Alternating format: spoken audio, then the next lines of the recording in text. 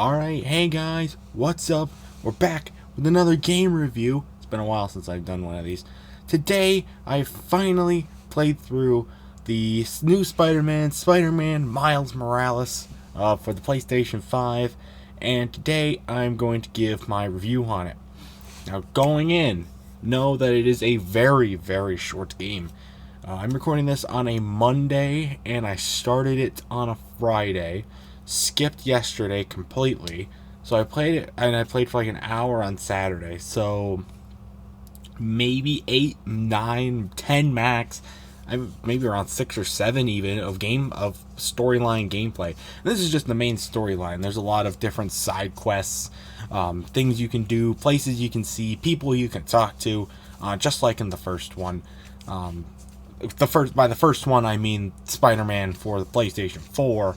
Not the Spider-Mans from the PS2 era or original Xbox era. None of those. No, this is the original from the PlayStation 4.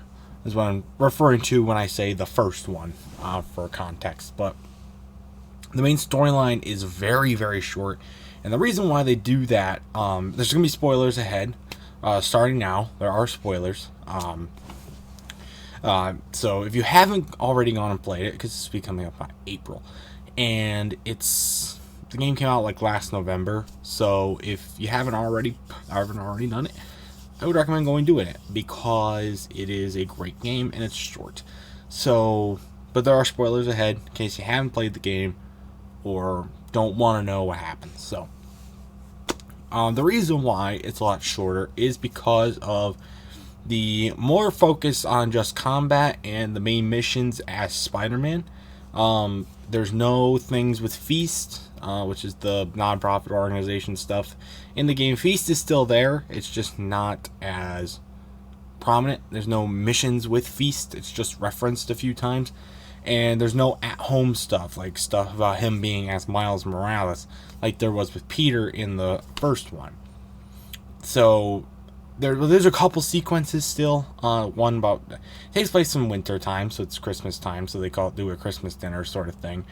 There's a sequence about that. There's another sequence, there's a couple more smaller ones, but they're very minor. They don't really contribute to the story that much. They're just more digging into Miles Morales as Miles Morales, not as Spider-Man sort of thing. So it's mostly you just going around town fighting crime and defeating the superheroes. So that's pretty nice. Another thing I do like about this game is it picks up right exactly after the end of the first one, and I love that. I don't like when they have some sort of time lapse in between.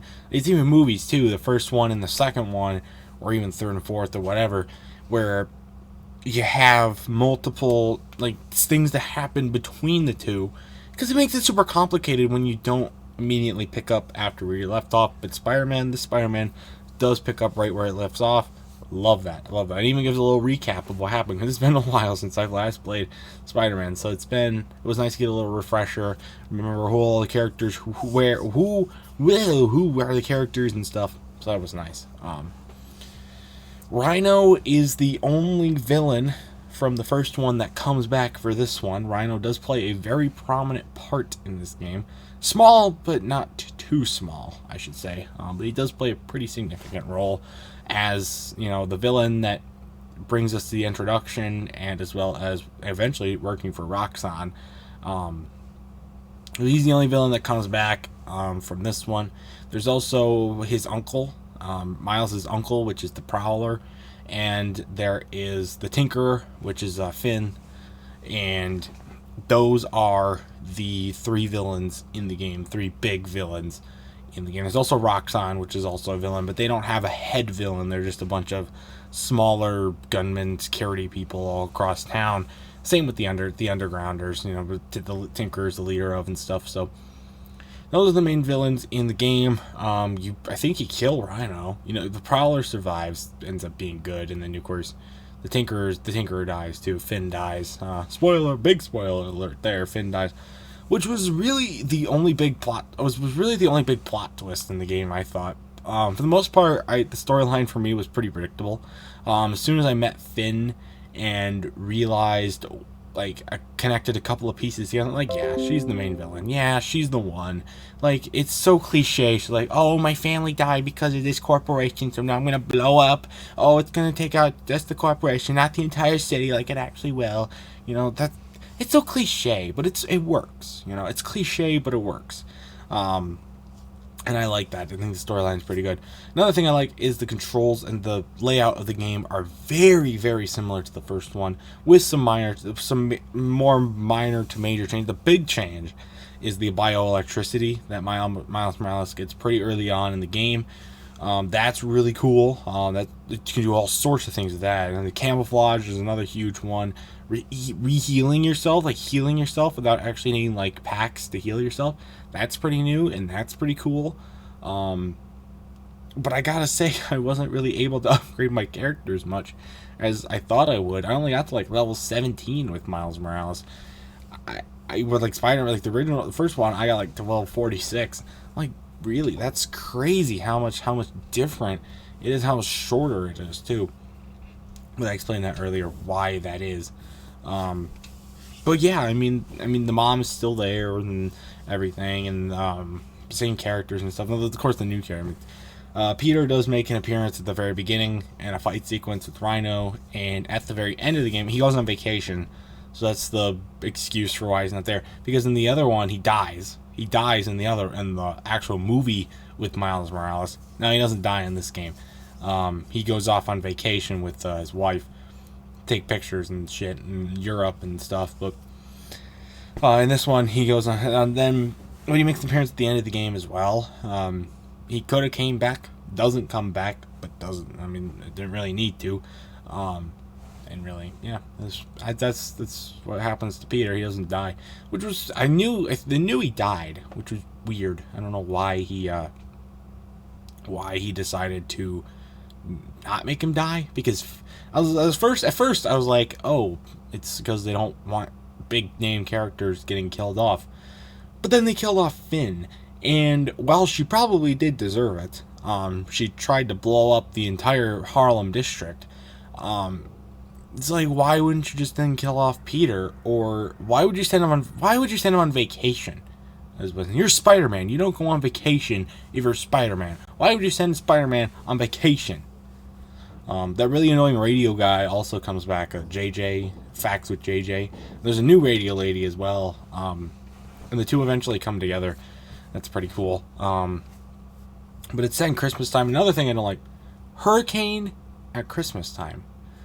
It doesn't actually. At the end of the story, there's a big hurricane. It's really just a snowstorm. It's like a normal Michigan snowstorm in New York, so it's gotta be a huge deal. But yeah, that was pretty weird. It's like, that's so factually inaccurate. A hurricane in freaking December? Are you serious? But I mean, the character development was pretty good. Miles Morales is 17. I'm 17. I can't be swinging from building to building and dying and shit. But yeah, I think mostly it picks up a lot of the control of rumble, like the new PS5 controller functions. It doesn't tap into that too much. The rumble and of course the trigger things that plays some role, but it's not a huge role. If you've played the first one, then you probably will get a good hang of the second one.